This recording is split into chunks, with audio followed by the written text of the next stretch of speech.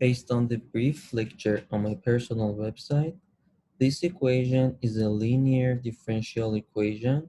It's linear because the first derivative goes to the power of 1 and the zeroth derivative goes to the power of 1, and their coefficients are constants.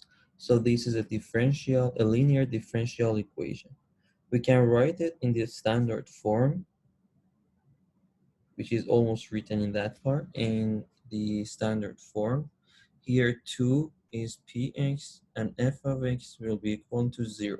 Since f of x is 0, we call that this linear equation is a homogeneous differential equation.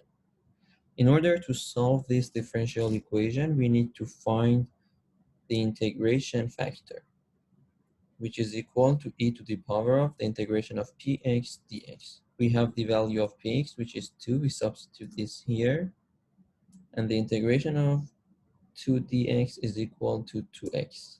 So this is the integration factor that we have. The next step will be to write the differential equation in this form. So we have I of x as e to the power of 2x, which is here. And also f of x is equal to 0, so the right-hand side will be equal to 0.